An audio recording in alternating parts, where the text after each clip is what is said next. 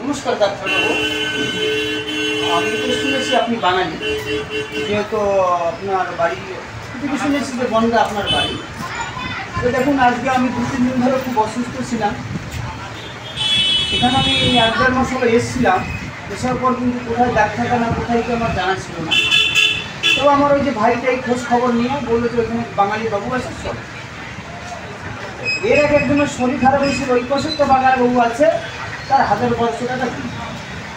তো আমার এত ভয়ঙ্কর কেঁপে ঝেপে জ্বর এসেছিল, আর এত ভয়ঙ্কর অবস্থা ছিল।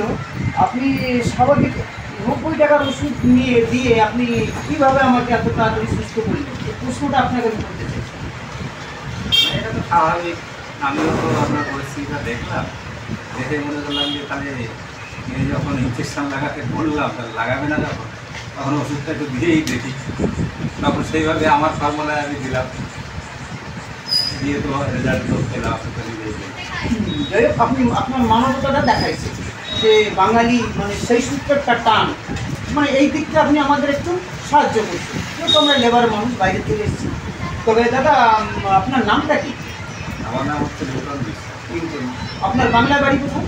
আমার বাড়ি হচ্ছে বনগা, উত্তর 24 পরগনা। আমার গ্রামের নাম হচ্ছে বাগানগ্রাম। বাগান গ্রাম। আচ্ছা, তাহলে আপনি যে এখানে এসেছেন কত করছেন? আমি এখানে 14-15 তাহলে এই যে আপনি যে ডাক্তারি করছেন, এতে মোটামুটি আপনার কিরম কি আপনার সংসারটা চলে যায়? হ্যাঁ, ওই টুকটাক চলে যায়। তবে মানুষ বেঁচে থাকতে গেলে দেখুন, এখন যা বাংলার পরিস্থিতি, শুধু বাংলা না ভারতবর্ষে কিছু না কিছু একটা কালার নিয়ে থাকতে হয়। তাহলে আপনি কোন কালারে আছেন? আমি তো বিজেপি দিয়ে জয় শ্রীরাম। এই জন্য আমার মনে হচ্ছে যে আপনার হৃদয়টা এত নরম, এত কম। তার কারণ কি জানেন?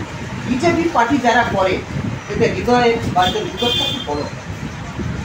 আর এই যে যাদের মানবতা আছে তারা কিন্তু ওই পদ্ম ফুলটাকেই গেছে। এই জন্য আমি বুঝতে পারলাম যে আপনি যে এতটা মানবতা দেখালেন, নিশ্চয়ই আপনি একটা ভদ্র ফ্যামিলির ছেলে বা আপনি একটা ভদ্র লোক। আর আপনি ঠিক একটা ভদ্র জায়গাকে আপনি সিলেক্ট করে আসছেন। ধন্যবাদ আপনার এই কথা শুনে, বা আপনি জয় শ্রীরামের লোক, আপনাকে অসংখ্য ধন্যবাদ দাদা।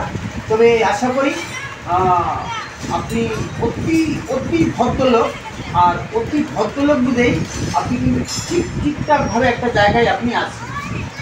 তো দেখবেন আগামীতে আমরা 26-এ আমরা আসবো, আর এটা আপনিও প্রত্যাশা করছেন, আমরাও করছি। আর এখন তো আমরা আছি বর্তমান বিজেপি এলাকা, যোগীবাবুর রাজ্যে আছি।